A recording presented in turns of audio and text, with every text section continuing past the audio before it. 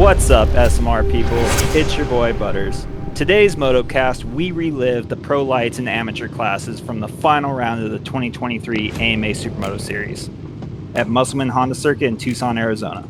This episode is brought to you by Behringer Brakes, and as usual, I'm accompanied by my partners in crime here at SMR of Super Samp, Ryan Samp, and our guru and leader of SMR, Johnny Bang.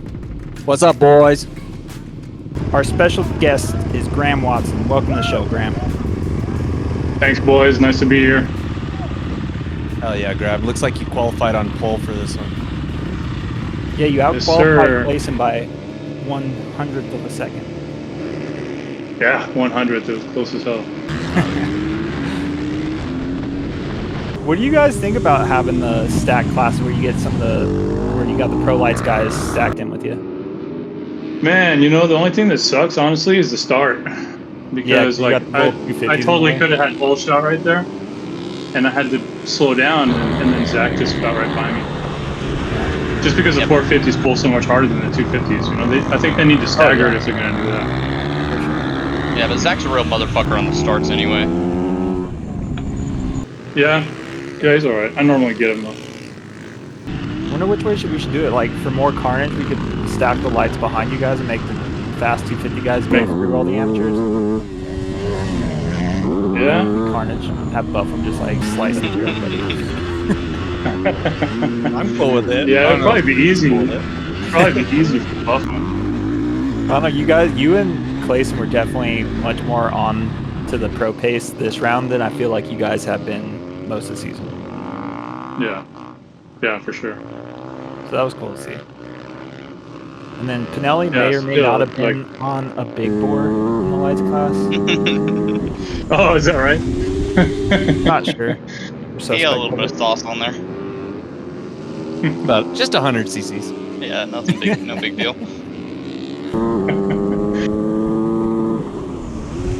Yeah, I think he was running like a 250 Cowie or something, and he just wasn't happy with it. So he built his Yeah, no, he was borrowing that Cowie. He was definitely not vibing with it. It was an older one, too. It was How a many nice, times- clean bike, but it was older. How many times have you raced Tucson, Graham? I think this is my third year, so, you know, whatever, just double headers and shit, so, and I was running 2 classes, so, got a decent amount of time on the track now, I guess. Yeah. It was really good this year, though. I mean, it totally sucked the first year I went there, because of all the oil. Some drifter had, like, thrown the rod through the pan. Yeah, it was a nightmare. This year it was awesome. It actually had grip. Yeah, no, the exit corner was the best I had driven in for sure. Yeah. And then a little bit, like, I mean, going into this race, to give a little background on what was going on in the national amateur classes, we were under the assumption, like, looking at the points, you and Klassen had 4-point gap going into this moto. And this is a double, so it was a double header. Well, not double. It was meant to be a double header. They made it one round, double points for this final. Right. Yeah, exactly. So yeah, I thought the same thing. And so we ran the first moto and I was under that impression. And then in between the motos, I got the bad news that it was not that close. So even after winning the first moto, winning the first moto. You're on Klassen. Oh yeah, dude, it was a fucking awesome race. Because he's way better than me in the dirt. And I get him in the asphalt all the time. So we just go back and forth. Like we exchanged the lead, like, I think like 6 times in this race. That's so cool. Yeah, it's awesome. And like you said before, we qualified within 1,000th. Was it 1,000th or 100? I forget now. I think it was 1,000th of a second. Yeah. Was it 100? Whatever. Anyway, super fucking close. I thought I saw 210. But we're like, no. It was Yeah, it It was, was- oh, yeah, you're right. 28.25, It was super fucking 8 close. to Oh, yeah. 128.268. Yeah, It's 1/100. 1/1 of a second. 100. yeah, 100. So yeah, 100th of a second, and like we're not the same in the dirt, and we're not the same in the asphalt. But that's like what is so cool about Supermoto is like that. Either way, if you're not as good in the asphalt or you're not as good in the dirt, then that's where you're going to lose or make up time, and that's what shows who is really the best all-around rider. That's why I like it so much. Yeah, I agree, 100%. Yeah. And right there, like I could just right here. You sneak up the inside of him, he blows wide. Oh, You got J Bang. bang battle. Randall's on Supermoto Granny's 250F.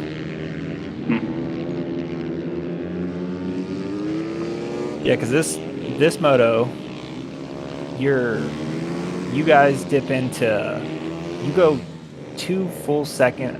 practically 2 full seconds, within a tenth of what you did in qualifying. So you drop down to 126 as this motogram, which is pretty impressive. Yeah, it's definitely the fastest I've ever gone there. And Zach, I mean, it helps having somebody like that, like Zach, because we are so close, and it was for the championship to like really push you, you know. Right. Yeah, I mean Zach. I mean he is an Arizona local, so I think, but he's also new to Supermoto, so I think you both probably have a similar amount of time on this track. Except when we went to round 1 at Willow, Zach was not anywhere near your pace on the asphalt. Right. Well, I had ridden Horse Thief Mile right before that. Oh, that track day. Me, Nikki, and Austin did a track day there like the week before or something like that. That was the first time I'd ever been on the track. Definitely, but of course that's going to help a lot. Yeah, that track would really help. That track is so much fun. Yeah, he slammed the door on me right there. Your line was so much better in that corner. I always notice people blow that corner wide, and that's one of those corners where you really need to exit as tight as possible to get the speed for the straightaway rather than try to carry speed in that one corner. It's like sacrifice a tiny bit there to gain a lot down the next. Yeah. What is your background like? Do you have an asphalt background? So really, man, my background, holy shit, it's definitely not like cut and dry like most guys have been like, oh, my dad got me a dirt bike when I was 5 and I've been racing my whole life. It's definitely not that. I wanted to ride my whole life and I never could. And I finally got my first bike when I was 15. And it was an Enduro, 2-stroke Enduro, 1980 Yamaha DT 175. And I fucking rode the wheels off that thing everywhere. And, you know, street and dirt. And so I used to race the thing in the canyons with knobbies on it, trying to beat all the sport bikes. And then I had a bunch of friends that raced motocross and stuff. So I was lucky that one of my buddies had a race team. His dad owned a chain of grocery stores. So he took me on the race team and we did like a few races. I did a little bit of motocross and then I did, they were actually more like GPs back then. Okay. So, you know, longer loops, less motocrossy, but they do have a motocross section. And I did some races in Mexico that were like totally insane. Like just like you die if you go off the track there. It's literally like you're racing down the fucking racetrack and there's a barbed wire fence is what the perimeter is. Like tons of people got wrapped up in the barbed wire. So many people went to the hospital. It was insane. What era is that? So that was in like 1989. Okay. Yeah. And then, you know, most of that riding era of my life I spent either in the desert or in the canyons. Like if you had to like add up all my hours of riding and take the highest percentage of hours of the riding that I've done, it's like riding like a complete fucking asshole in the canyons and riding like fucking maniac in the desert, basically. It's perfect. That's kind of where that's why you're good at you into Supermoto, dude. Oh gosh. Yeah, Supermoto's fucking awesome. But yeah, so I mean that's it really. And then I started doing like big bike track days and I was gonna do road racing. And unfortunately, I also play hockey, I played hockey for over 30 years and I got selected to play pro. And I had a whole bunch of injuries. And so right at the time when I was about to start road racing, I went headfirst into the boards playing hockey and I was totally disabled. So I was totally disabled for like 6 years. Oh, really? So that obviously, yeah. So that like stopped me from neck down or like. Yeah. No, like, well, spinal injuries. So I wasn't paralyzed, but I was so fucked up. Like there was lots of days I couldn't walk at all. I mean, like I literally couldn't even crawl to the bathroom. Like Dang. It was a fucking nightmare. Yeah, so that's a whole life story that I won't get into. But yeah, so it took about 6 years before I could start. Of course, I'm never supposed to do anything ever again if you ask the doctor. Miracle. About 6 years after that, I started trying to ride again and trying to play hockey again because those are the two things I love the most. So I went and I did a track day at Chuckwalla, and I went to Fox Raceway and did a little bit of riding there. And then, but at Fox Raceway, I pulled like a tendon or something in my elbow going through some rollers.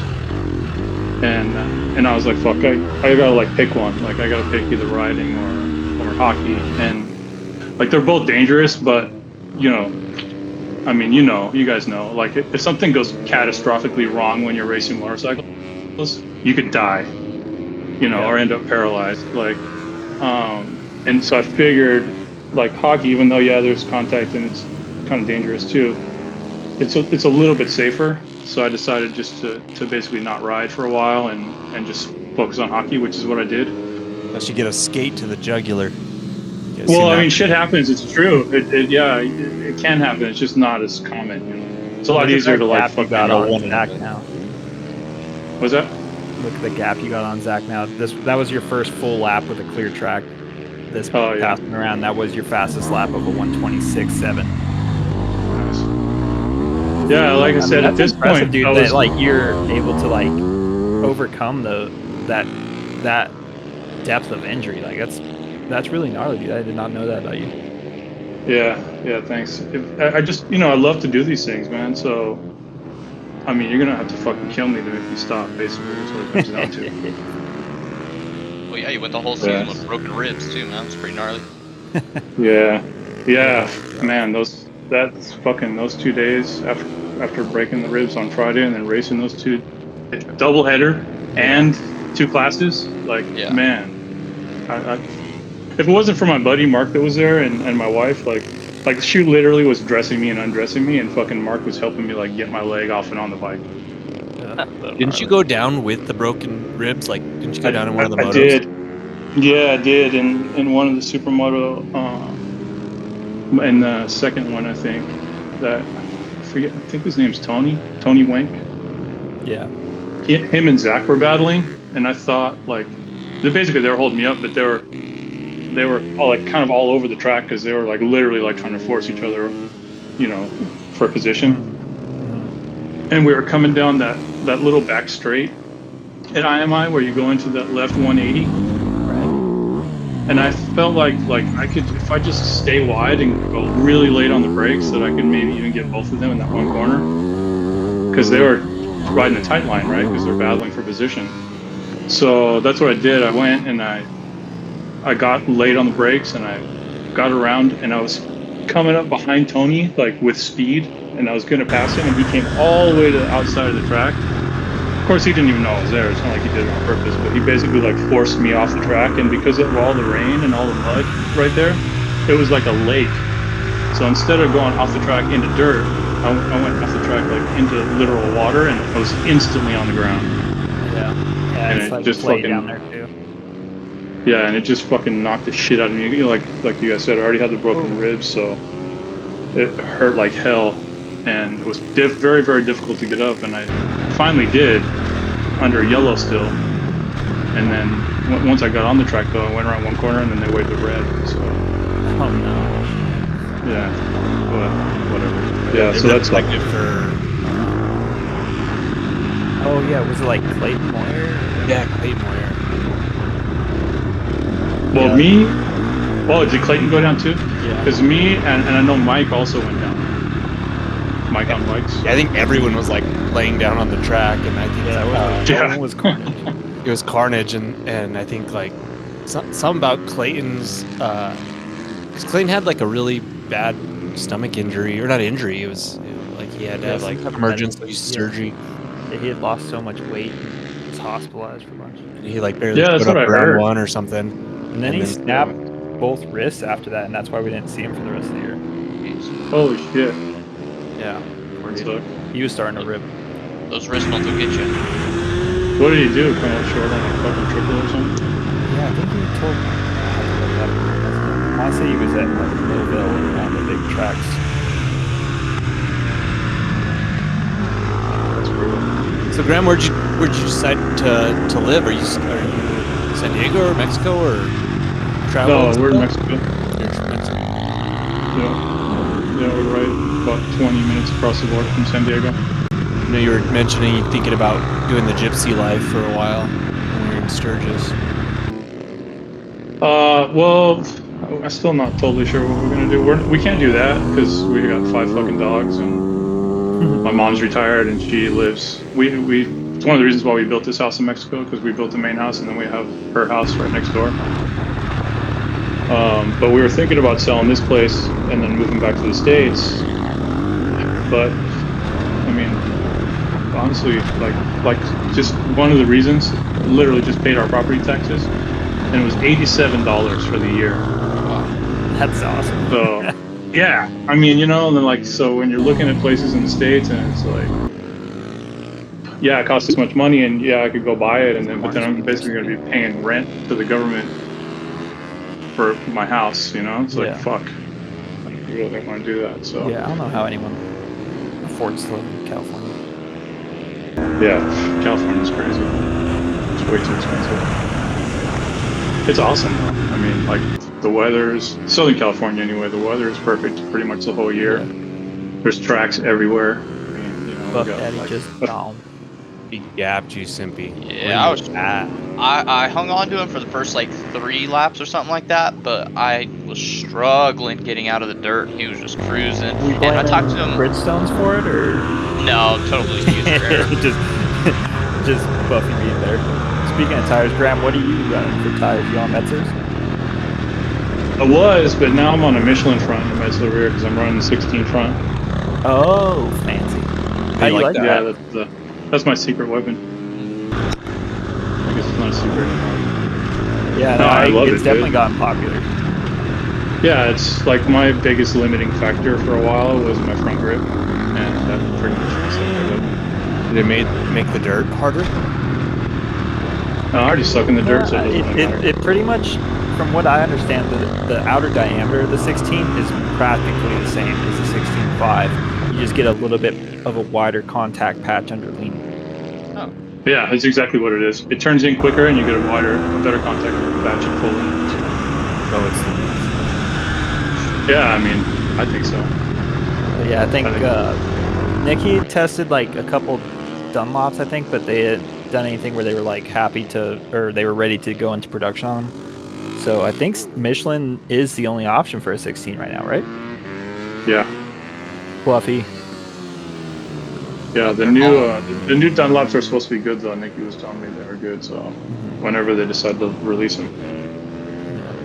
I have a hard time. Every time I try something else other than Metzler, I'm like, oh, okay. And then I ride a Metzler again, I'm like, damn, these things are so good. They are Especially, really like, when good. I they're love fresh, them. like, oh.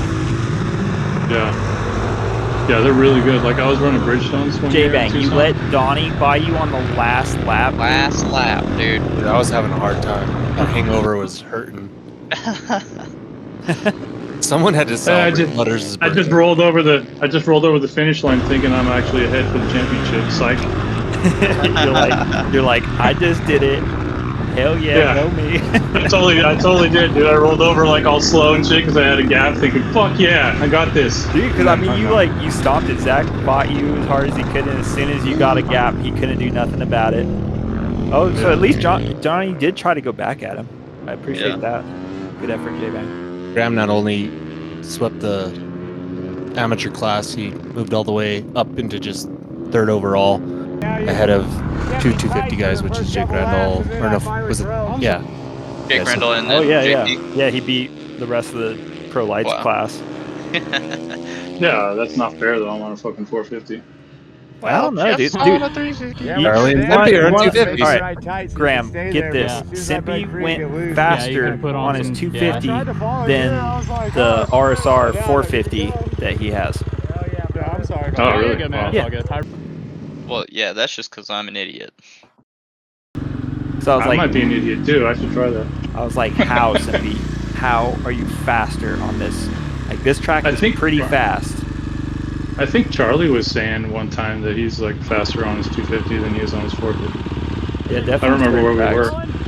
It's totally just a seat time thing though, because I've just had so much time, and that the 250 is what I ride in the desert constantly too. So I mean, I just like am so familiar and comfortable on that bike that when I hop on the RSR one, the stiff suspension, slipper clutch, you know, all the supermoto stuff, it just feels so foreign, and I don't trust it in corners like I should be able to. Yeah, Have you? Once you figure out that limit, you're gonna be like, my bike sucks. Yeah, for sure. I anticipate that. Graham, have you set your 250 up to supermoto yet, or is it just a dirt bike? No, it's just a dirt bike. I bought it like not sure what I'm gonna do, but I know I need to practice motocross for sure. So I figure I would get that thing and ride it for motocross, and then pretty much everything will swap over from my FS if I wanted to do that. No, what you gotta do, the move is to put reins on your supermoto and take it out to the desert. Oh yeah. Oh yeah. That'll get you some good practice in. Simpy did do that. Simpy did that a couple times this year because he was too lazy to swap his bike back between races. Well, it's like I had to race the next weekend, so it was pointless. How bad did the 250s fuck you on this start? It's the same. Same. Yeah. Because you're like, I don't want to get in your guys' way, but at the same time, like, get the fuck out of here. Yeah, I mean, really, my options were like totally stuff it up the inside of Charlie and probably like maybe even take him out, which of course I don't want to do. You know, and I'm definitely going to slow him down. Even if I got him in front of him, and he's faster than me lap time wise, so I'm just going to be like in the way, you know. Yeah. So, yeah, it's kind of fucked. Like I said, even just like a 5-second delay would have been good between the classes. Or yeah, for sure. That's something they definitely need to think about. They're going to combine classes like that. We saw that on the East Coast this year too. Like East Coast. Right? Oh jeez, Johnny. Just going after Donnie again first lap. I got like pinched into the inside on that start and just had the worst start ever. Zach's all up on my ass right now. So, Graham, you were mentioning that you thought you were in the lead after the first moto. So was it between motos that you found out that there was a discrepancy in points? Yep, exactly. That sucks. Yeah, I was at my pit and Zach came over and was talking to me, and I was all stoked because it was so close still or whatever, and I was ahead, and then he's like, "Oh no, dude, I talked to Alex. He said the points hadn't been updated on the sheet, and it's whatever it was, they weren't accurate, right?" So I went and talked to Alex, and he confirmed that I was, even though I'd won the first moto, I was still behind, I think it was like 17 points or something. It was a lot. Oh, crap. Yeah, so it's like Zach had to pretty much DNF. Yeah, he would have to DNF, and I would have to win, and plus it was just like a full-blown fucking morale killer. And I was like I was dead because I'm running the asphalt class too, right? So I'm like super fucking tired, and then that. Yeah, so then because it would have just taken like pure will for me to win, right? Like knowing I had the chance to win, and just go and fully send it, no matter how tired I was. But as soon as basically the possibility of winning the championship was gone, it was like it's almost pointless. Yeah. So then you right before this you find that out. Then you also do the asphalt class, which you won, by the way, or you won that overall championship and everything with that, and then go into this just being like, fuck. Yeah, that was exactly what I went to. Fuck, this sucks, man. Yeah, because you think your pace for the falls season. off. Go ahead. Yeah, I was just gonna say for the season, my goal was to go and win both of these classes. I wanted to go and win the asphalt one and the supermoto one, and obviously I missed, but it was pretty close. It was fun. I mean, it was super fun racing against Zach because. Like I said, times wise, we were very, very close.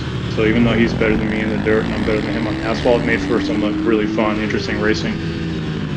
Yeah. I feel like if I could have had access to the right tires during the season, because I couldn't get reins for Sturgis, so I was on slicks.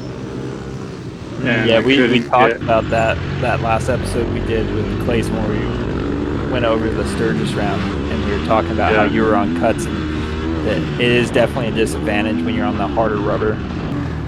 Yeah, it sucked, dude. Like that step up jump, I would just spin. Like, I couldn't. I cased it like 3 times. I cased that thing so fucking hard, I almost ate shit. And I just gave up, and I just started kind of scrub the first one, and then get down the backside of the second one to get up the hill for that downhill jump on the back.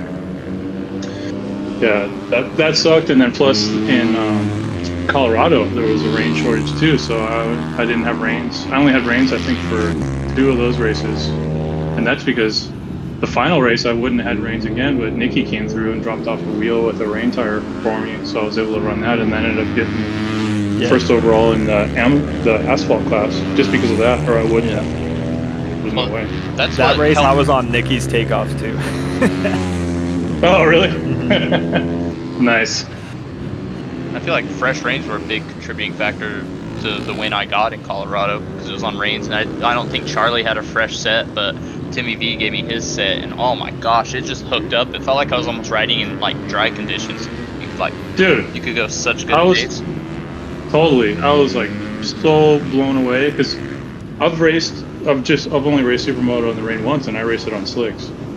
And then with the fucking rains, holy shit, dude! Like, oh yeah, it's unbelievable. Like you said, it's almost like being in the dry. Yeah. Like there was so much grip, I couldn't believe it. I've never been on fresh rains ever. Dude, you almost don't want to. It'll ruin it. Mine weren't even fresh. They like. It was Nikki's takeoff for the last one. My first rain that I actually brought with me was like they only had a couple. 7-year-old. Oh yeah, kind of fresh. Yeah, and my front had that thing was like 5 or 6 years old. I still have the same front. Those things last forever. Yeah, you think they look good, but then you go out and do a rain race on some old rains, and then they're not good. Yeah. I've heard. I think. Yeah, Samp learned that the hard way at NAS, North American Supermoto shoot up this year. Oh, is that right? Oh, yeah.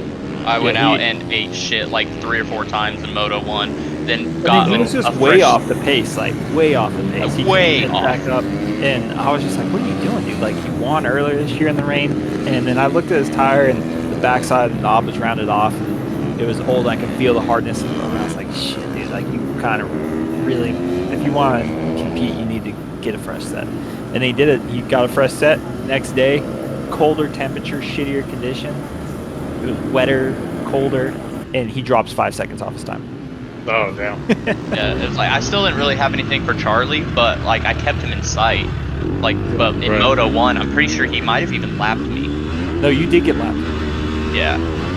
It was a rough Moto 1, but then Moto 2 came around and I like kept him in sight and was like kind of in my normal spot.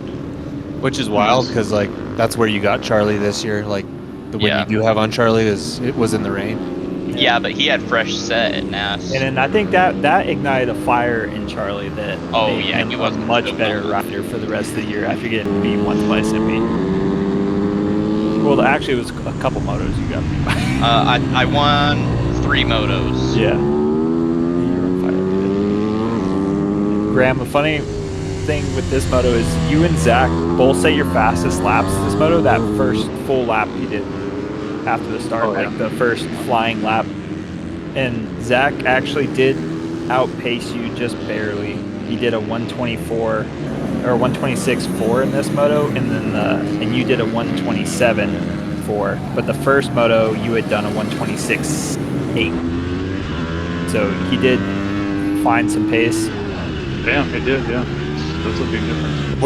When you start getting tired, where do you think you lose it, in the dirt or on the asphalt? Fucking the dirt, dude. Yeah. Like, definitely. I mean, I'm the opposite. The dirt is definitely my problem. It's funny too because like I spent a lot of time riding dirt when I was younger. I don't know, something happened. Like I took 10 years off.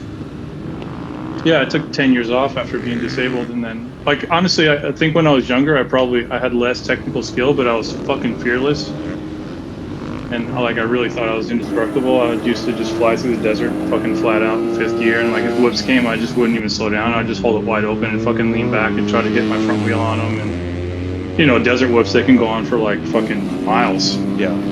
And if I missed one of them with the front wheel, I'd just drop in and like try to jump out of them and just not let off. And jump anything, like turn bumps into jumps, you know, it'd be like a fucking big bump and you're flat out in 5th gear and you end up fucking flying like 80 feet down the fucking trail because you just are going so fast. But then after taking all that time off and getting hurt and then coming back, it's like, it's not that I'm afraid when I ride, I'm not. It's just like all the things that used to happen automatic when I was riding, like reflexively, now they're not. I have to think about everything. Yeah, I mean, dude, that's like so impressive that you were able to come back to the level that you are now after being disabled. That's like, I don't know what to say other than that's so impressive. Thanks, bud. Hopefully I'm going to come back to a much higher level.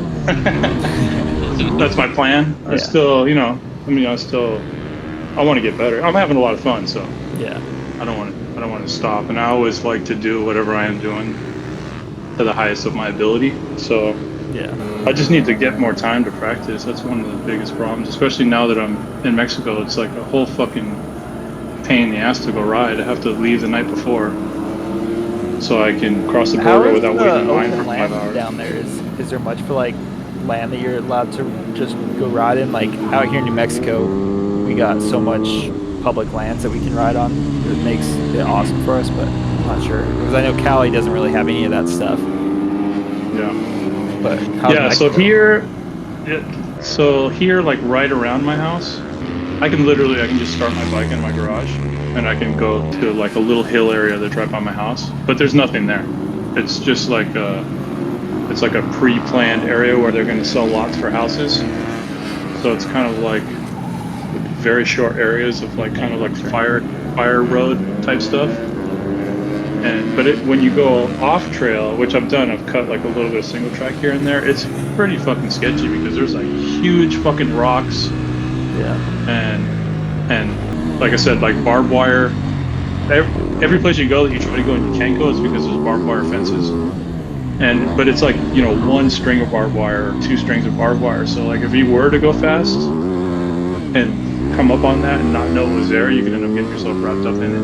There's literally like on one of the hills by my house, there was some barbed wire that was cut down. I crossed the fucking cut down fence and I went into someone's property and there's 2 fucking empty graves dug. Oh. Yeah, so I just left. I'm like, get me the fuck out of here. I have a similar Mexico story.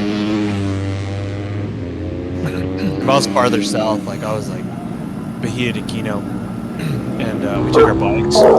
We just started exploring, and I didn't cross any fences that I could see, like on the cow trails we were doing. But we did like this hill climb, and it looked level on top, so we climbed up it. And it was pretty steep, and then when we got to the top, it was just asphalt, and it was like a landing strip. And I shit you not, like just off the other end of it, there's a deuce, which is men fucking in like, I don't know, like wife beaters and like guns and just like staring at us. And so we just turned around and split as fast as we could and never looked back. But and then we just like pulled off to like some like road and just hid for a while. Just, I don't know. I don't really know what we came up on, but it was terrifying. Yeah, good idea. Leaving is a good idea. Yeah, they don't fuck around here, dude. It's a wild, wild west. I mean, like, I think TJ's got, I forget what it is now, I checked. Like, it's like a 20 times the murderers of the worst city in the United States. Yeah, they don't fuck around, dude. Like, it's dangerous. It is dangerous, depending on what you're doing, you know, like, Yeah. we're not going to bars and any place like big, huge gatherings where, you know, like probably most of the trouble happens, and we're not at all, the biggest thing is not being involved with cartels at all. So like, as long as you're not involved in like the drug trade, you're already like a lot safer, obviously. Right. Because most of those killings are cartel and cartel violence. Like a few months ago, there was this full-on fucking like war happening, right? Because we're just north of Rosarito, and we could hear all these gunshots, like fully automatic weapons, like literally sounding like a war. And it turns out there was some kind of cartel boss down there, and he was getting his haircut at the barber, and the military came because that's who fights the cartels. Because somebody ratted on this cartel boss because there's like big rewards for these guys.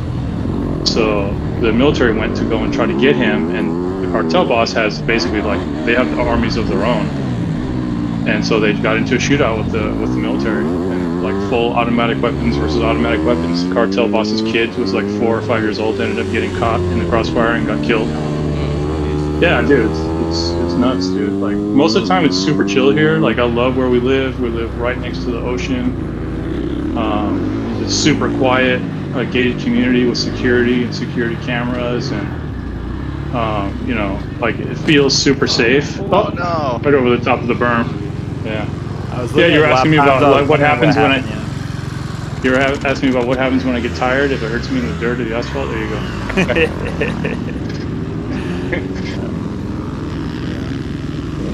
So yeah. Well, anyway, I feel like that's enough.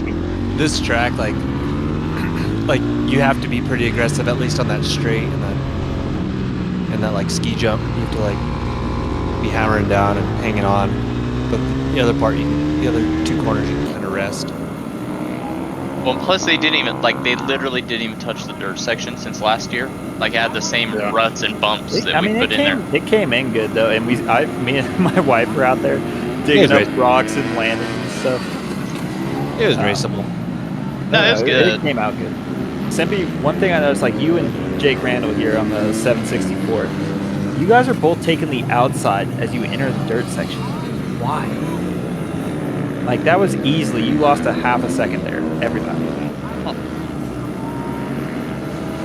don't know, I just feel like I like sketchy with trying to get traction down, because after that bump and then the other bump, I just felt like I couldn't, it felt sketchier to me, and I could carry more momentum around the outside.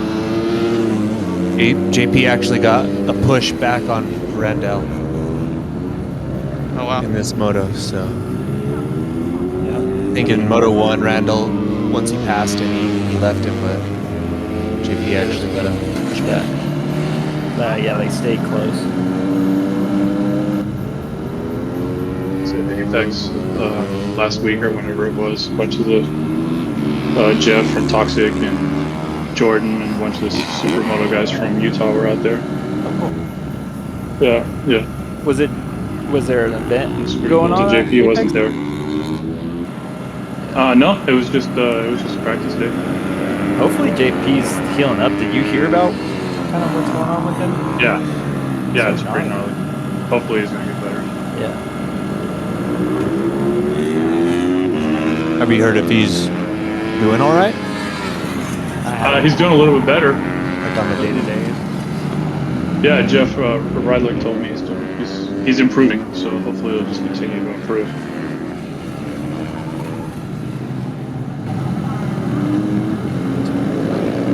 Johnny, you pretty much faded off into this moto too. With What happened to Graham? Why is he back here? Can't blame it on the thumb for this one. It was hurting, but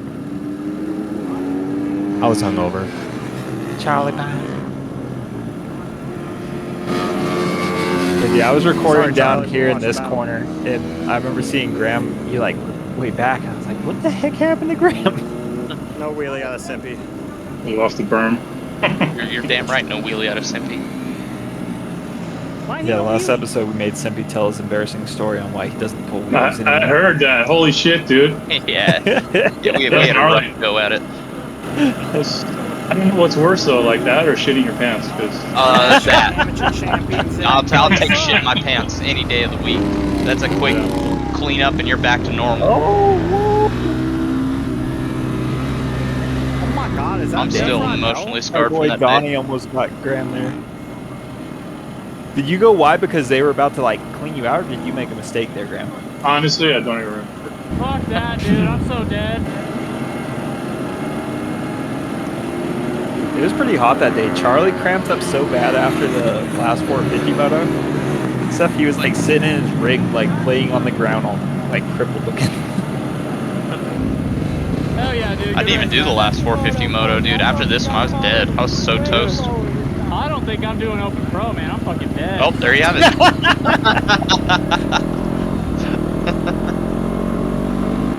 Johnny Bang. Good job, boys. I mean, Good that's race. still I a always pretty liked one of that successful The thumbless wonder. season for you. I feel like, Graham.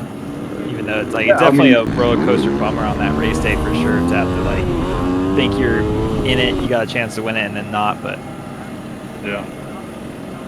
Yeah, it was good. I mean, whatever. Obviously, I want to win, but second overall for the championship is pretty fucking good. Especially when I got first overall in the asphalt one at the same time. So, honestly, I think there's a lot of shit like woulda, shoulda, coulda type stuff, right? Yeah, like if I didn't run asphalt at all, I would have had a lot more energy for every single race all season too. for sure. So I would have gave myself a better chance. But it's fun to run two classes just because you get to ride more. Yeah. But it definitely hurt me. Like even in this moto, the reason why I was so dead and I made that mistake and went over the berm is because I couldn't even fucking hold on anymore. And a big part of that is from running the two classes at the same time. Another thing I need to do is get in shape. I keep telling myself that, and it just doesn't magically happen. I don't know why. Yeah. Yeah, you don't need to be in shape for supermoto. You'll be alright. Doing two classes. Yeah, okay, you might need You gotta a have little bit. something. Yes. Yeah, You you need to can't be in- talk since you bailed out of doing the last 450 mile. Yeah, so you could be out of shape and just do some of two classes. Yeah. Yeah, exactly. This fucking track was so much fun, dude. This looks like a fast track. Dude, so fast, so much fun. Just so much fun. Where is this as far as like Vegas is concerned? So if you're coming from California and you're right before you get into Vegas, like right before you come around the corner and you're looking at Vegas, it's on the right hand side of the freeway. It's right off the freeway. And then They normally just you get to ran, go on to like, this is like a fucking- trophy truck circuit. Yeah, That's rad, exactly. dude. So normally their business is they rent trophy trucks. You can go and ride them on this track, or you can rent like supercars and ride them on the road course. And they opened both of these up to us once. Yeah, rad. it was amazing. I like this It was- camera angle because you can see like the forks move. Yeah, I like that. I like it for that reason too. What era Honda was that you're That's an 08. on? Okay. Yeah. The OG Honda that everyone has all the nostalgia for. It's a good buy. It's actually a factory Honda. No way. So it was a factory built Honda from 08. Like it had a fucking custom billet piston and titanium everything and offset bearings races and like all kinds of awesome shit on it. Was it built as a And- supermoto or did you build it into a supermoto? No, they built it. It was Oh. built by the Honda Racing Corporation I'm for trying to somebody. think of like who would have raced. Maybe like for X Games, it would have been like I'm guessing that's probably what they built it for. In 08 was it? Yeah, was X probably. Games Mhm. and stuff. But maybe like one of the Euros, like I mean, Lazzarini came over and there was like a partially factory Honda in 09, but I'm not sure who might have been on it in 08. That's very cool. Yeah, unfortunately, I don't know who it was for because even the guy I bought it from, he didn't even know. You guys are I doing only know it was 97? built by. Was that? Oh, I'm sorry. You guys are doing 99 miles per hour on these straights? Sorry. Yeah, dude, it was badass. I had this thing geared like super tall. You have like a 15 on the front of it. So Jesus I can't remember Christ. what I ran, but yeah, I think it was like a 1538 or something like that. Yeah, is it what I has to ran. be to do. Jeez. I think with I guess we'll maybe see in the video. I'm not sure. I probably don't have all the footage here, but I think the fastest I ever went was like 104 point something. Wow. Wow. Good lord. It was dope, dude. Like that straightaway has like a kink in it, and you can come out of that left-hand corner and ride a wheelie all the way through the kink and like all the way down the fucking straightaway until you're doing like 90 miles an hour before the front wheel comes down. The track was so much fun. It was fun to just totally goon out on and play, and it was also fun to just totally fucking like go as fast as possible. Yeah. Because the it's basically a road racing course, so Yeah. a lot of corner speed. Yeah, very fast. And this That- was cool too. It was sketchy because it's super hard packed and dry, but it was still fun. I bet. Yeah, I feel like I'd have a lot of fun on a track like that. Yeah, I bet you would. Probably be fucking sideways around these corners. I mean, that's what I love about Supermoto too, is like the bikes are so versatile as far as what you can do with them. Obviously, like the faster the track, they start falling off a little bit, but it's so cool that you can have a bike that you can go and have a blast. Because you definitely, not doing. If you went to that track on a sport bike, you don't have the option to go do all this dirt. And Oh, right. Yeah. so I don't know. Supermoto is just the best, but I'm biased. Yeah. Yeah. I mean, obviously, I am too. I mean, I could just be a asphalt only guy and run the open class and, Kick keep up ass. with most of those guys. Yeah.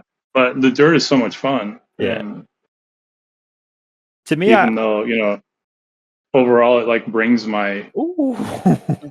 yeah, gnarly. This uphill right here was so sketchy. Oh It was my like gosh. super, you could see Oh, look at super loose gravel, rocky shit. that. Just slick, just spinning. It was That's so much that's fun, awesome. dude.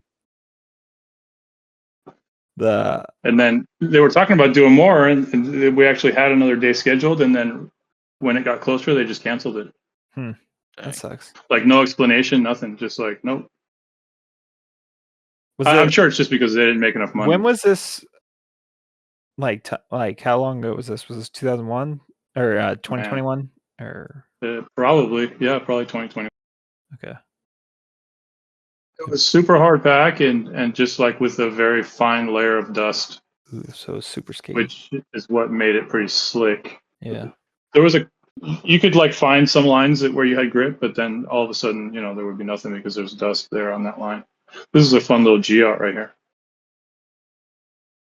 Yeah, dude. I had no idea it looked like this. I had seen some stuff I thought about guys going out and riding somewhere in Vegas, and I was like, oh, that looks cool, but I never got to see anything other than like some social pictures and actually see a track layout. I'm like, damn, I wanted to be there. Yeah. You got a good run up this one. And yeah. Flew by those guys. The track. Oh, yeah. I had to wait for him. That was Philo. So, before we lost you for a second, how did you find Supermoto? So, I mean, I knew about it from TV, right? Mm-hmm. And like, from watching all the guys that I watched the race 2000 stuff, like the original. Yeah. Okay. Yeah, exactly. So, here's one of the straightaway wheelies around the kink. Hell yeah. So yeah, I mean, obviously I knew about it because of TV, and then I forget when. At some point, like around 2008, I picked up a Supermoto, but just a street legal one. Like a DRZ or? No, it was an SMR, a Husky SMR, 450, like an 07, I think. Twin Pipers. Yeah, and I took that to a couple of big track days and just rode a few sessions on it, like at Big Willow and Streets of Willow. Oh, no and Button Willow. I think I wrote it there too. Just wide open. Yeah, just like geared tall, but mostly just like chilled on the straightaway, but then just fucking smoked everybody in the corners. It was pretty fun. Awesome. And so I did that, and then I got the Ducati Hyper Motard, and I played around with that too. That's kind of a shitty track bike though. It was an awesome commuter though, like super fun hooligan bike. Can confirm. Yeah, Simpy's got a Hyper Strata. Yeah, Hyper Strata. Okay, cool. Yeah. I had the 08, the 1100S. Oh, nice. Yeah, it was fun. Big twin, kind of heavy and like doesn't have a whole lot of lean angle because it's kind of wide too. Horrible lean angle, dude. The first time I took mine out there, I busted the shift lever off and the brake lever off.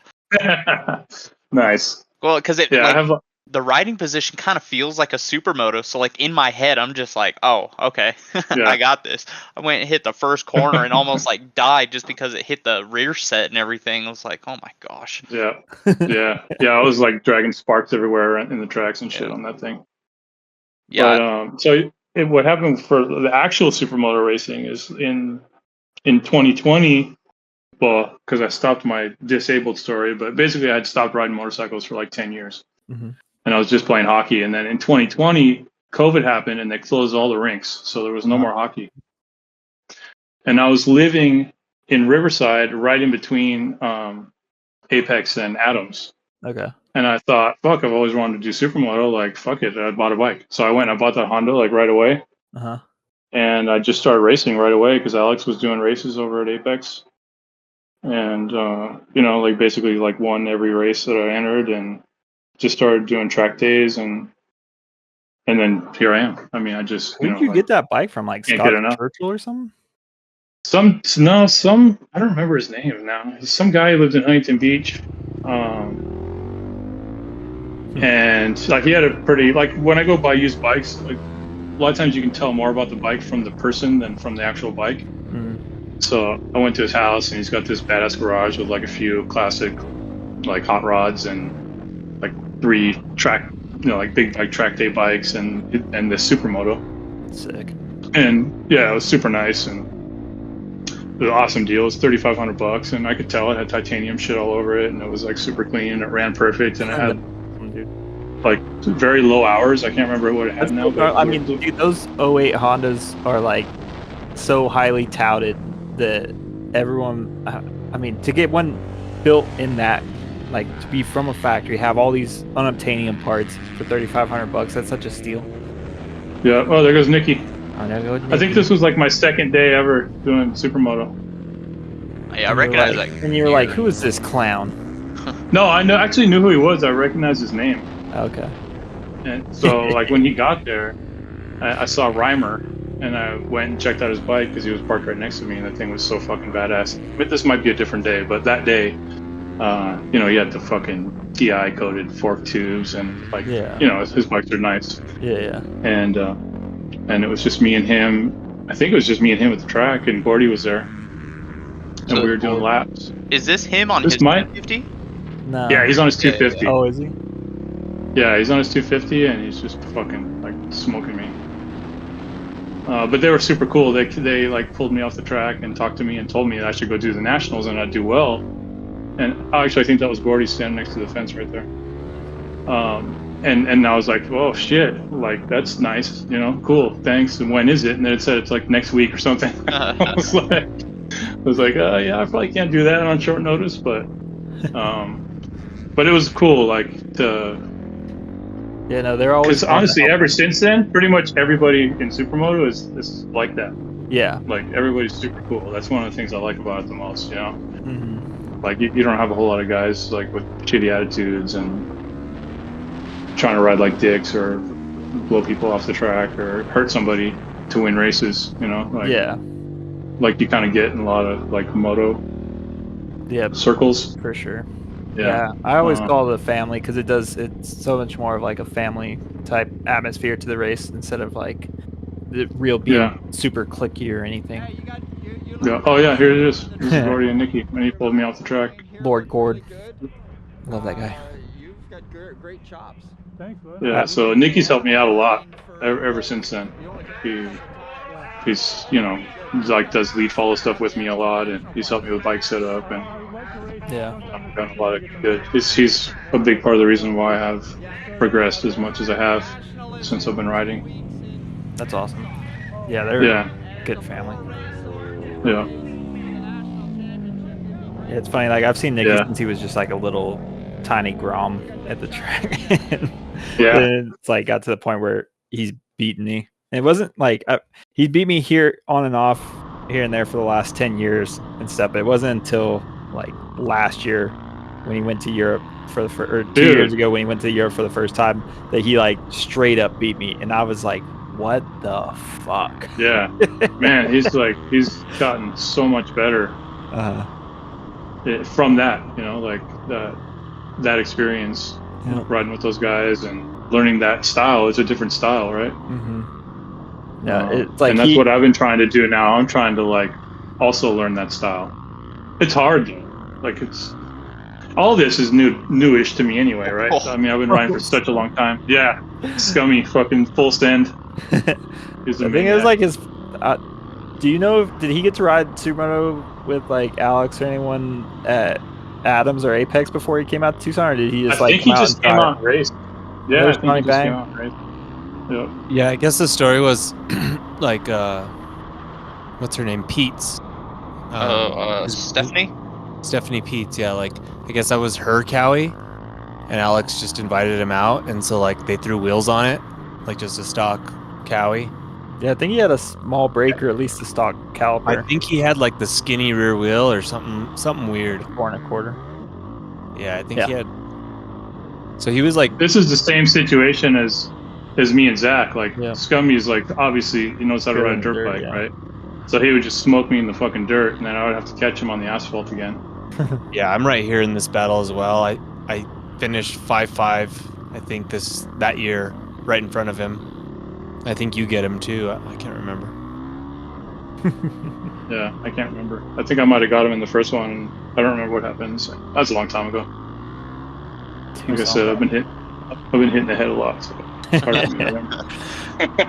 I remember the old stuff. I don't remember the recent races. I don't remember the season at all. Whoa! Yeah. It was so much fun, dude. Right here, we were fully laughing like fucking little kids, yelling at each other and laughing and shit.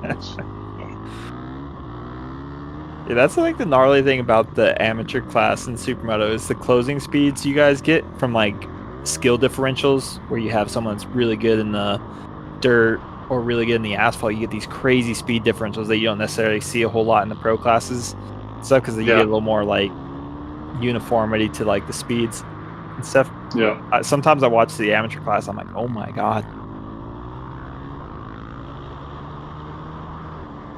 And these years we had like a packed grid, and who knows who was on the grid, you know, just a ton of guys. This is when it was super slick. That corner I just went through is where they dumped all that oil on the track. Yeah, and that was one of the years it was sealed. I don't know, I've ridden Tucson so many times. There's been so many different ways we've ridden the asphalt feel to it. Like this year was good, and it just had like some of the seams were more exposed. I felt like this year, like they had either widened or the fresh sealant on the seams was really noticeable. But like that corner you're in right there was super slick these years, where this year we were able to drive pretty hard over it. Yeah. It seems like there's always a huge fucking hole right there in that berm. It was brutal this year. Like it was falling apart, and I was going so fast through it. And that was where I was making all my time, and every lap I'd be like, all right, like I'd go in there super fast and be on my brakes and just like be like, all right, time to get off the brakes and float over it. So you think that's the move, to float over it rather than down? If you're putting energy into the bike with the throttle or the brakes, you're gonna die. That was like cutting down, and I was probably losing time there. I would try to stay on the upper side of it, because if you did like let the front end, if the front end did hit it hard enough to slide through it, then you could go up over the berm. So I would try to aim high and just float over the outside of it. But definitely this was one of my maybe my second year doing Supermoto, if I remember right. Because I think I started in 2020, so but it was weird getting used to the dirt still. I think I was just hammering the hole every lap and just hoping for the best. That's what she said. Oh my god.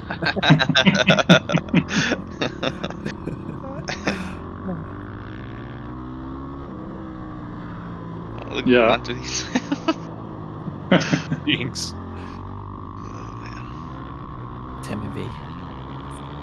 What's your favorite part about Supermoto, Graham? I know we kind of touched about like on the track.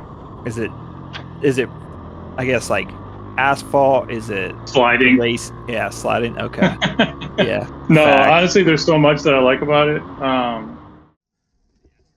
Man, like how fast you can stop. Like I love like the heavy braking where you can just go from fucking flat out like 90 miles an hour, and like now what I've been trying to do is just use totally the front brake, so I'm not sliding the bike around and just hitting that braking perfectly where the rear wheel's off the ground for a second and touch it down and then just lean it over into the corner and then fucking you're on the gas and like ripping out of the next corner. It's just so awesome, dude. Like, yeah, because the bikes are so light and they don't have like a ton of power because they're just a 450, so it's not like a liter bike power, but the way they deliver the power at the speed you're riding, they're so torquey, you know, like 0 to 40, nothing touches those. Yeah. And like, so like, yeah, you know, you do what I just talked about. You hit the brakes, you lay it over in the corner, you come out of the corner and the fucking front wheel is just like off the ground, you know, like while you're still turning and shifting the gears before it touches back down. And then everything happens so fast because the tracks are smaller. So then it's like right back on the brakes and, you know, you have to hit all your marks. Yeah. Obviously it's going to be different for like a novice rider, but you know, when you're trying to like go as fast as you possibly can, you got to hit all your marks perfectly. Well, that's the thing. The better you get, the faster they come. It's the same feeling for all of us, I think. Like, it doesn't matter what level you're at. Like, it's it's our limit, and I think that limit probably feels the same to all of us. Yeah, I think probably you're right. Once you get to like a certain level, like once you get to that level of like where the bike does move around a lot, and you are at the edge of traction, and that is get the like sweetest feeling. two-wheel chatter through the corners, and like you just know like you're right there. Like, like the if you do anything at that point, you're gonna crash. Like you just gotta. Sometimes you feel your like, front almost tuck. It's sliding, but like yeah, not going away. Like how on a knob you would just be gone, but sometimes you could just feel that front pushing and pushing, and you're like, okay, is it gonna happen? And then it just dives in.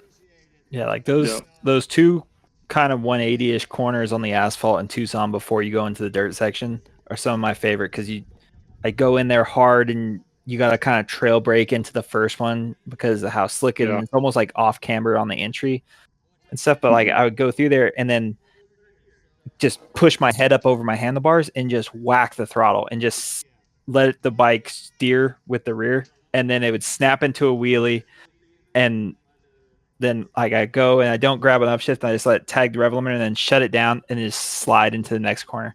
And it's just like the sickest feeling to like have the bike go from like you're sliding in, you gotta be real careful with the front, to drifting out, to a wheelie, to just instantly slap it sideways again, and then bounce through those kind of rumbles before and then kind of same thing, like running a drift out to set up for the dirt. And it's just there's no better feeling than riding a bike that aggressively and letting it dance. Yeah, totally. I agree. It's awesome. So what's your plans for next year? NAS? Definitely needs to be on NAS the schedule. qualifier. Yeah, the NAS qualifier. I do want to do that. It's on my wife's birthday. The So one that sucks. like Brock's doing up in like Sacramento? Yeah. Or? Damn. Yeah, exactly. Damn The Northern California one. Babe. So I'm gonna try to massage her into that one. But no, I definitely want to do that, and especially because it seems like probably AMA is going to be like a short season. Yeah. Maybe even like I haven't got any updates from him in quite a while. Yeah, might be a real short season. Well, yeah, I agree. I do think if they do something, they should just do something short. What do you think is going to happen, Graham? Or like, what would you? with AMA? Yeah, what are you thinking? Like for me personally, or what I think the schedule's gonna be like? What do you like? I'm just curious, like what people like are guessing, because none of us really know, right? So, right. Yeah, so I mean, I'm guessing it's going to be like it was during COVID, but I'm not sure. I did like talk a doubleheader weekend at like Tucson or something. I'm kind of involved in a conversation with Alex and Lucky when they were talking to Andy DeBrino. Mm-hmm. And it was basically like different ideas to keep it obviously like more on the West Coast because there's not as much support when they go east. Plus, it's super expensive. So I guarantee you, Alex lost a ton of money. Oh yeah. No, I mean, so this it year makes was sense definitely to not do that. very hard for him.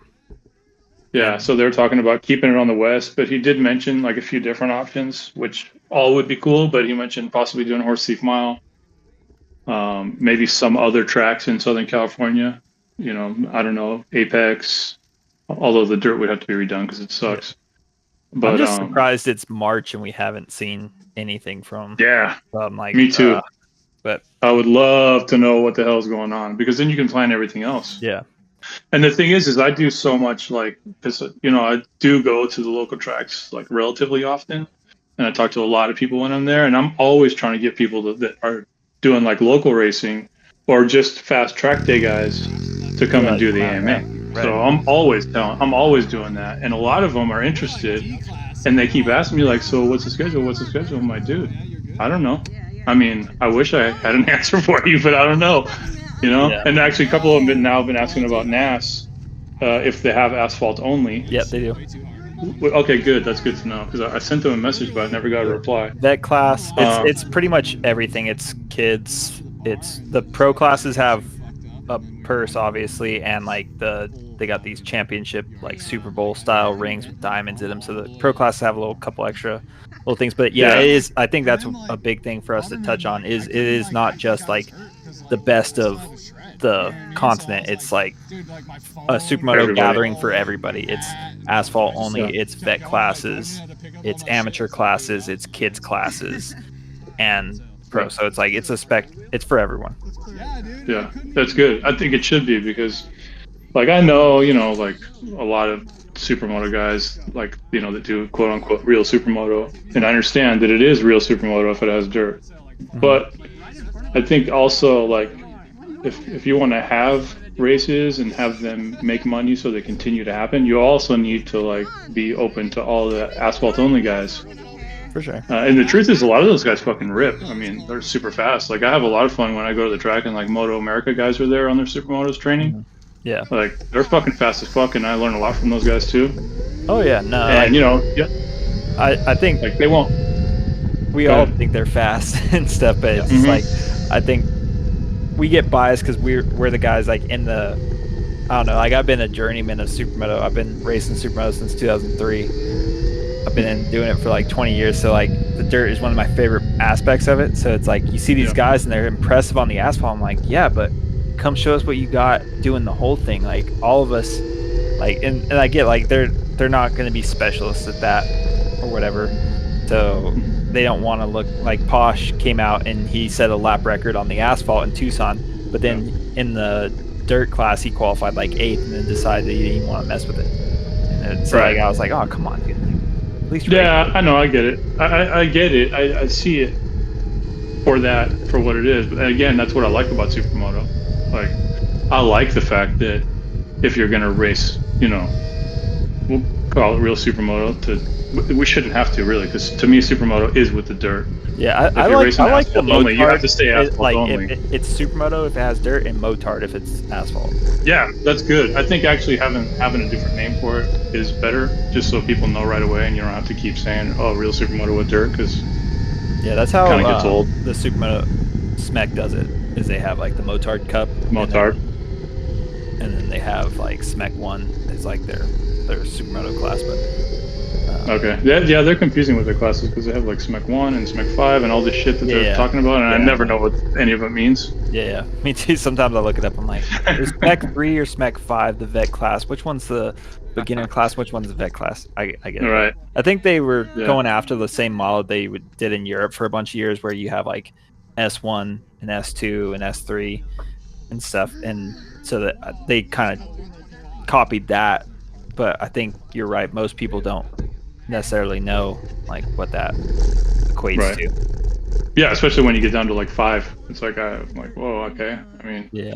I would assume that S1 is probably like Open Pro and S2 is probably like Pro Lights. I mean, I would just assume that. I don't know if that's even right or not. It's partially but then once right. you get down, and then the S1 is Open Pro. What's S2? S2 is, I want to say, their amateur class Oh, really? and stuff, but S1 like 250, so it's like pretty much S1 Open is like the 450, and S1 250 is the 250 Pro. So like both the S1 classes are like their pro classes. Where in Europe, S2 was like the 250 class. So, and Okay. Jay's gonna. And what's their have amateur to class like? Is it like strangle the us for national not knowing amateur? his classes better right now. I'm pulling it up right now so I don't butcher it and say the wrong one.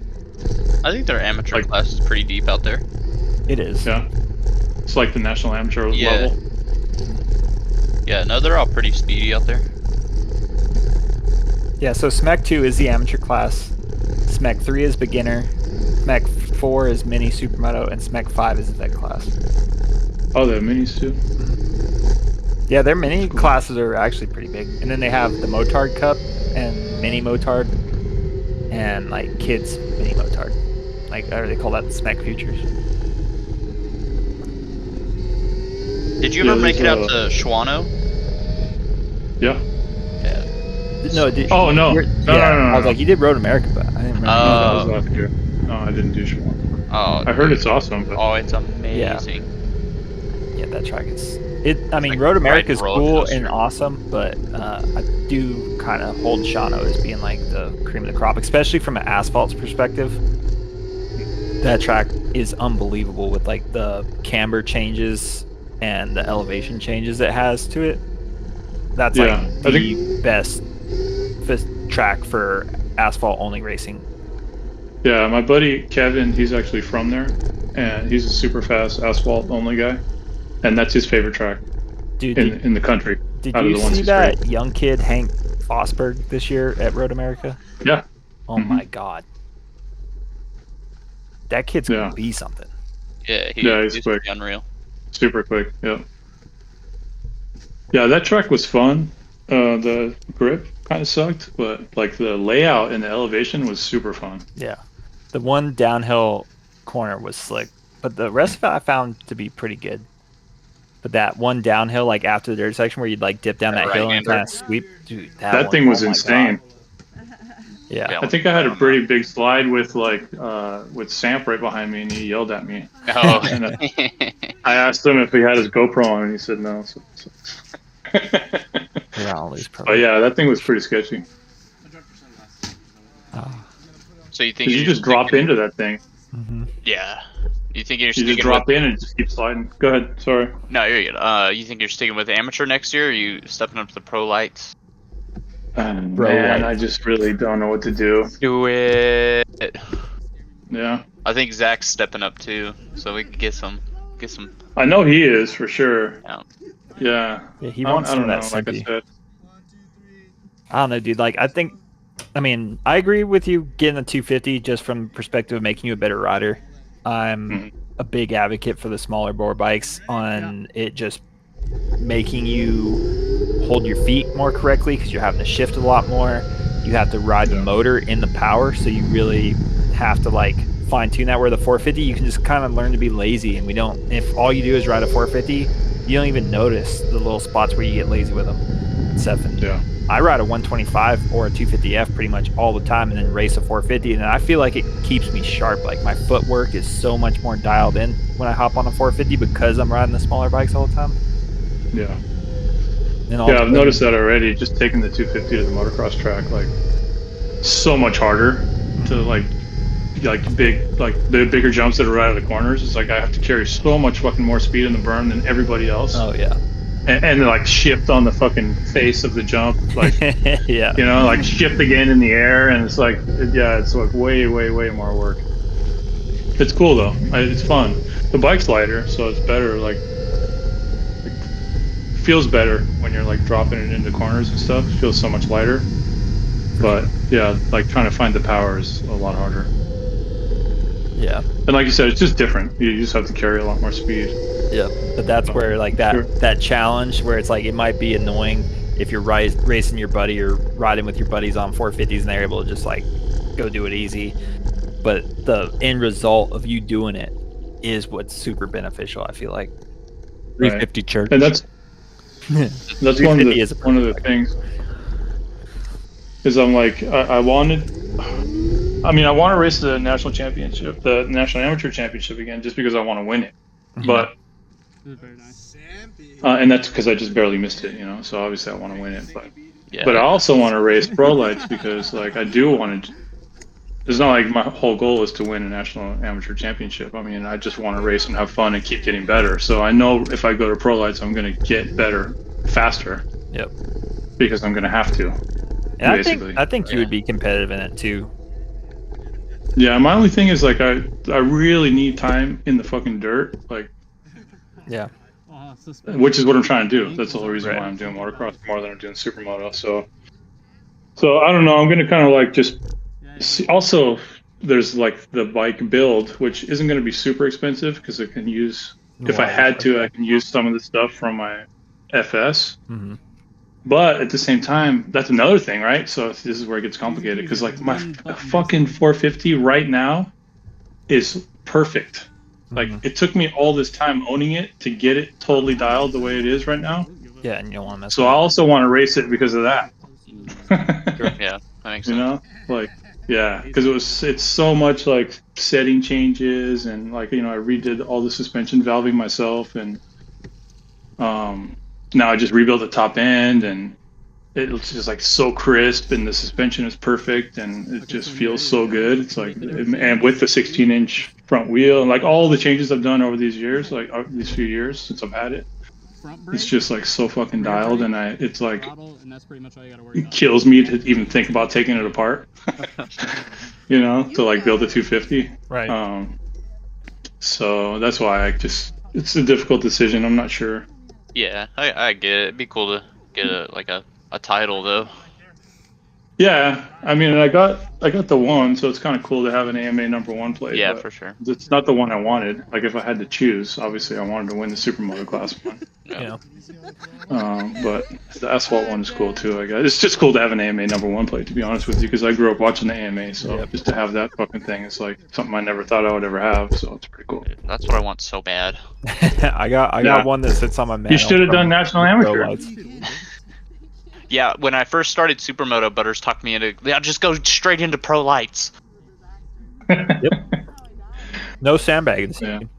And you would have won. Well, I wasn't even sandbagging then. I don't care. I was national amateur speed in the pro lights class, getting my ass kicked. I've screwed a couple of my New Mexican buddies out of winning national amateur titles because I'm just like, no, dude, just run the pro class. But it's like you guys would have just gone out and won it, so it's like, I don't know. And do you want to brag about? Here. Do you want to brag about it being an amateur title? No. Well, that's not the point though. It's just, I could have got that But year one, and then gone to lights. year one. I mean, if you're an amateur, you know, winning an amateur title is not a bad thing. Right? Where's Fat It's Tom, totally Sean? different if Where's Fat Tom? He doesn't talk to me anymore. Exactly. All right, guys, don't listen to my advice. I don't know what I'm talking about. What I need is the Butters sponsorship for the triple clamps on my 250. There you go. Yeah, I mean, I can definitely get you dialed in with those. Yeah, that's pretty much the main thing. Because I could throw a 250 together. That and then a Behringer brake. I don't know if you got the right one. I've got that already. Okay, then you're dialed. I've actually got a Behringer setup for that. It's on a different 450 because I just picked up an extra a 2016 FC 450 in a trade. Oh, cool. And it's got the 6-pot Behringer hookup that'll bolt right onto my 250, which is the main reason I did the trade. Oh yeah. That's all I have on my setup is I'm just running Behringer front brake, wheels, Butters triple clamps. Yeah, that's all I would have, and I'd be good to go on that. Yeah. It would be nice to at least like be able to take to the track and ride it and see. Yeah. Because I've never even ridden one on the I think track, it's a good technique to learn to have to slip the clutch by hand too, not have a slipper. It's obviously if I have a choice between a slipper and no slipper, I'm going to choose a slipper every time. But I did like the first 10, 12 years of my Supermoto riding without a slipper. Yeah, I've rode basically shit bikes my whole life, so I rode pretty fucking fast on, you know, just bikes that had no business going that fast. Yeah. And of course, there wasn't even such a thing as a slipper clutch back then, so pretty sure I could adjust. I had an 83 YZ250 that I rebuilt. I took motorcycle mechanics, and I needed a project bike, so I bought this total hunk of shit YZ250 to rebuild it from the frame up. Mm-hmm. So I did that in my class, but the only thing I couldn't afford was the front hub, because the hub was actually worn out. And the hub was going to cost me as much as I spent on the whole bike. Goodness. So I rode that fucking bike. I even raced that bike with no front brakes. Jeez. Literally no front brakes. Like the fucking front brake lever would bounce off the handlebars if you pulled it. Yeah, so I got really good at like pitching the bike sideways with the rear brake and stopping like if you're skiing, you know. Yeah, it was nuts. Oh, yeah. I even did a stadium Or a race wild in child. Ventura County Fairgrounds. It was like a supercross type race, like not totally insane, huge supercross jumps like you see in the AMA, but it was pretty gnarly. And I did that race on that bike. Unreal. Yeah. Like I said, like when I was younger, I basically made up for my lack of skill with being completely insane. And now that I'm older and have been hurt really badly, I try to have a little bit more technique and not end up in the hospital. Yep, I know those. But yeah, so the no slipper clutch thing is it probably is not a huge issue for me. Most of my bikes didn't have slipper clutches, so Yeah. They're really nice though. I mean, It is.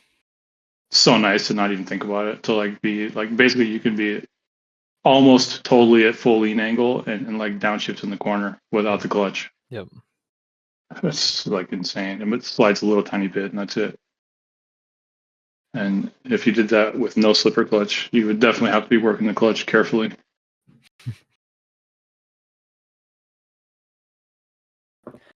Well, thanks for coming on, Graham. You got any sponsors you want to shout out? Yeah, definitely. Yeah, so that's another thing that's been super awesome for me because, I mean, even as an amateur, to actually have real sponsors that actually give me money to go race is fucking amazing. So Smoke Buddy, smokebuddy.com. I know you guys already know what it is. Yeah. But for anybody that smokes anything and you want to keep the smoke to yourself, like say you're smoking somewhere you're not supposed to be smoking, it's a personal air filter. It's fucking amazing. You blow the smoke through the thing and it's like you're not even smoking. Like no smoke, no smell, no nothing comes out. And Yeah, so smokebuddy.com. Shook by that. What's that? We were shook the first time we used that one you gave us. It's amazing, right? Like it's crazy. It works so good. So yeah, smokebuddy.com. Go buy one of those things. If you want a coupon code, it's EVIL487, and then I'll get you 20% off or whatever you want from there. And then so a new sponsor. It's actually the same dude, owns a different company, and it's a personal lubricant, Cock Oil. So Cock Oil Lube, my new sponsor. Hell yeah. And I don't give a fuck. Hell yeah. Yeah, so cockoillube.com. And then, there's like, I have a bunch of, other quote unquote sponsors where basically they give me a discount, which is also nice. Yep. So like Bike Graphics, they hook me up. I design all my own graphics, but then they print them for me and they give me a deal and they do a really good job. I just did both my bikes new for this year, which is pretty awesome. Graphics. Yeah, I had to add a little bit of bling after Panelley came out with the 24 karat bling. I liked it. Yeah. So I went the same route. And then EVS, I love their pads. Oh yeah.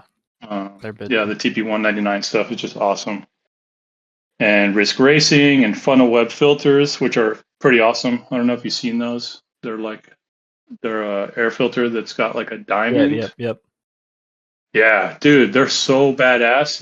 It's not like they give you more power, but you don't have to clean it like you do a normal air filter because only part of the surface area gets covered in dirt and the rest of it stays totally clean. Oh, I guess that makes sense. Yeah, it's like block. They're pretty dope, dude. Yeah. Huh. Yeah, they're pretty dope. Liat, Randall, Twin Air, and a Cherbis hooking me up with plastics. So, and actually I just got a deal with Hinson too. Oh, so nice. Nice. So you I probably will end up getting a slipper clutch for the 250. Yeah.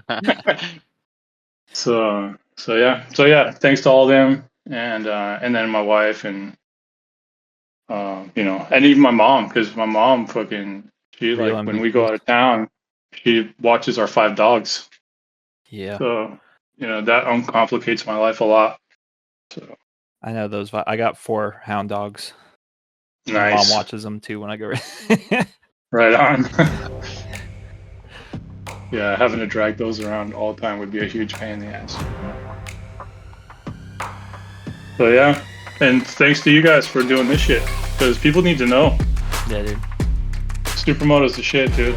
Like seriously, anybody, probably everybody who listens to this already rides Supermoto, but if anybody that doesn't already ride Supermoto is listening to this, you need to try Supermoto. Because I've done like pretty much every kind of riding you can think of except trials and ice, and Supermoto is just the best. Amen, brother. Amen. Yeah. Couldn't agree more. Yeah.